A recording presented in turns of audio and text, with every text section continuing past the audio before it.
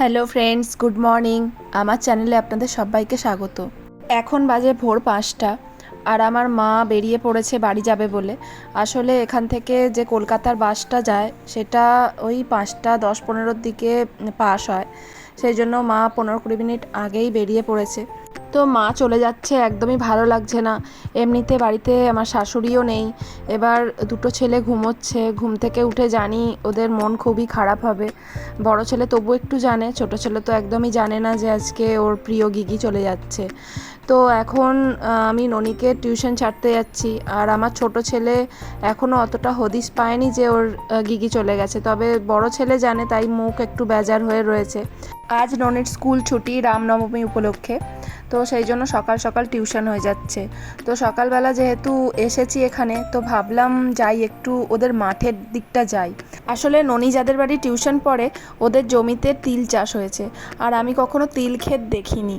আমার যখন নতুন বিয়ে হয় তখন শুনেছিলাম যে আমাদেরও যেটুকু জমি আছে ওখানে নাকি তিল চাষ হয়েছিল, কিন্তু তখন তো নতুন নতুন বিয়ে হয়েছিল, আর তাছাড়া আমাদের জমিটা একটু দূরে, সেই জন্য আমি আজ পর্যন্ত যাইনি ওখানে, আর সেই তিল চাষও দেখা হয়নি। তো এখানে যেহেতু চোখের সামনে তিল ক্ষেত রয়েছে, তাই ভাবলাম একটু যাই, আর কীরকম তিল ফুলগুলো হয় সেটাও একটু দেখে আসি। আর আমার মতো যারা তিল ফুল দেখেননি বা তিল ক্ষেত দেখেননি, তারাও আমার ভিডিওর মাধ্যমে একটু দেখে নেবেন। এই যে তিল ফুল, কি সুন্দর দেখতে লাগছে। ছোটোবেলায় যখন স্কুলে পড়তাম, স্কুলের পাশের দোকানগুলোতে তিল কাঠি, তিলের নাড়ু এসব পাওয়া যেত, তো শুধু খেয়েই গেছি, কখনো চাষ দেখিনি, এই তিল চাষ দেখিনি। তো দেখতে এলাম, নিশ্চয়ই অনেক পরিশ্রম করতে হয় তবেই একটা এত ভালো টেস্টি একটা খাবার পাওয়া যায়। তো বেশ ভালোই লাগলো আজকে সকালবেলার দিকটা এসে।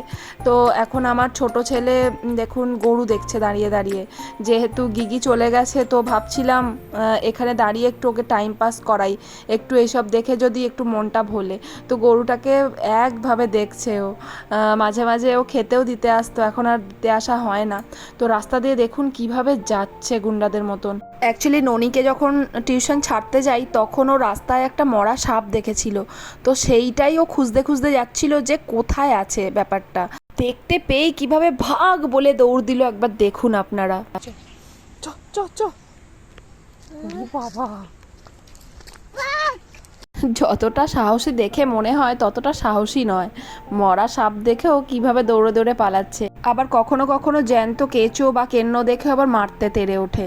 ওফ, জানি না ছেলেটার কি হবে। আবার সারা রাস্তা বলতে বলতে যাচ্ছে ওর বাবাকে বলবে।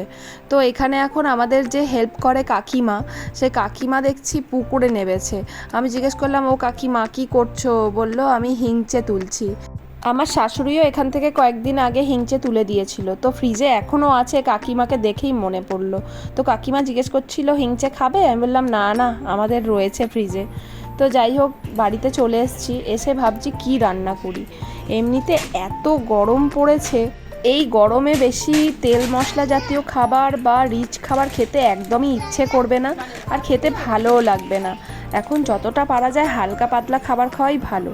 তো ফ্রিজে দেখলাম অনেকগুলো বেগুন আছে, ভাবলাম একটু দই বেগুন বানাই। এমনিতে এই গরমে একটু টক দই বা টক দইয়ের শরবত খেতে তো ভালোই লাগে এবং খাওয়া ভালো।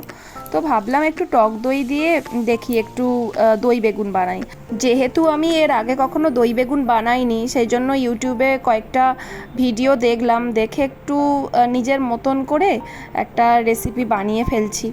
তো এখন আমি সবকটা বেগুনকে ভাজতে দিয়েছি, আর যতক্ষণ বেগুনগুলো সব ভাজা হচ্ছে ততক্ষণ একটা বাটিতে দই নিয়ে নিয়েছি, একটু নুন আর চিনি দিয়ে ভালো করে ফেটিয়ে নিচ্ছি। আর এদিকে আমার সবকটা বেগুন প্রায় ভাজা রেডি হয়ে গেছে। এবার ওই কড়ার মধ্যে একটু সর্ষের তেল দিয়ে দিলাম, আর গোটা গরম মশলা, তেজপাতা, শুকনো লঙ্কা, কালো সর্ষে, তারপরে একটু নাড়াচাড়া করে নিয়ে হলুদ, লঙ্কা, ধনে গুঁড়ো, জিরে গুঁড়ো সব দিয়ে ভালো করে আবার একটু কষিয়ে নেওয়ার পরে দিয়ে দিলাম টক দইটা। তারপরে ভালো করে আবার নাড়াচাড়া দিয়ে নিচ্ছি, দিয়ে যখন দেখলাম বেশ তেল ছেড়ে দিয়েছে, তখন ওর মধ্যে আবার জল দিয়ে দিলাম।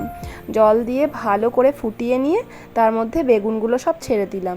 তারপরে ভালোভাবে ফুটিয়ে ফুটিয়ে একটু গ্রেভি মতন করে নিলাম, তারপরেই রেডি হয়ে গেল আমার দই বেগুন। তো তো গরম ভাতের সাথে তো আমার খেতে দারুণ লেগেছে। এই গরমে আপনারাও ট্রাই করতে পারেন। আর আমি একটুখানি তুলে নিয়েছি আমাদের পাশে যে কাকিমা থাকে, কাকিমাকে টেস্ট করানোর জন্য। আপনারাও কমেন্ট করে বলবেন আপনাদের কেমন লাগলো। তো বাই বাই।